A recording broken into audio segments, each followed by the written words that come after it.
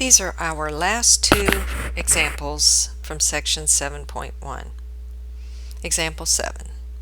Suppose the birth weight of a population of babies is normally distributed with a mean of 3.39 kilograms and a standard deviation of 0.55 kilograms. Draw a normal curve with the parameters labeled. What that means is we're going to mark off the mean and 1, 2, 3 standard deviations on our normal curve. So let's get our normal curve. Place the mean at the peak. The mean, they said, was 3.39 kilograms. And now we want to add to that. So I'm going to write it over here just to have it handy. I'm going to add 0.55 to this to go up to 1 standard deviation. So 3.39 plus 0.55 is 3.94. Add another 0.55 and I'm at 4.49, and another 0.55 and I'm at 5.04. So I went up 1, 2, and then 3 standard deviations. Now I use subtraction to go down. 3.39 minus 0.55 is 2.84. Minus 0.55 is 2.29, and minus 0.55 is 1.74. Okay, so I've done part A, draw the normal curve with the parameters labeled, and that's what they mean by that. And these are our kilograms, right? Okay.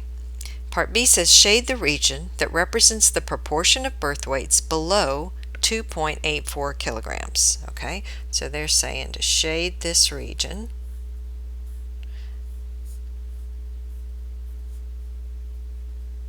all the way out into the tail. Okay, so we've done that. Suppose the area under the normal curve to the left of 2.84 kilograms is 0.1587. Complete the sentences below to give two different interpretations of this result. Okay, the proportion of babies with birth weight less than the proportion of babies with birth weight less than 2.84 kilograms is 0.1587. That's what they told us right there. Another way to interpret this information is the probability that a randomly selected baby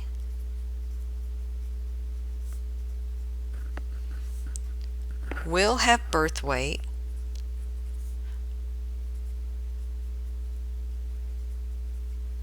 less than 2.84 kilograms is 0.1587. Okay, two different ways to interpret that. All right, now our last example of this section, example 8.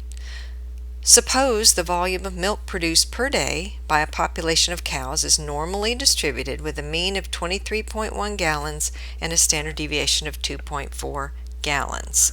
Draw a normal curve and label the mean. So they didn't tell us to put the parameters on this time. All the parameters, just the mean.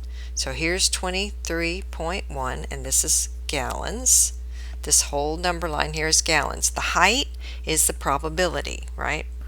Or I mean the frequency, right? So of the probability. Okay, so we did that. Shade the region that represents the proportion of milk production between 20 gallons and 25 gallons. So I don't have to be like perfect on where exactly that would be, except I would not want to put 20 on the right side because 20 is a number lower than 23. So whether I put it here or here, it doesn't matter. Just be sure it's in the correct position. So here's 20, and then 25, of course, would be on the right side, somewhere in here. There's 25. So I'm supposed to suppose the area under there between these two is 0.6875. So I'm going to shade it because this is the area we're talking about. And they told us that this area is 0.6875. I didn't do that up here, but I could have put this area was 0.1587. That whole area, that's why I do it like that with it up at the top and draw an arrow into the shaded, because it's not a set location on a number line. It represents this area. Okay. Complete the sentences below to give two different interpretations. The proportion of cows that produce 20 to 25 gallons, proportion of cows that produce 20 to 25 gallons of milk per day is 0.6875, and the probability that a randomly selected cow, again, what we mean is cow from this data set, from the population that this data set came from. We don't just mean any cow. A randomly selected, selected cow has milk production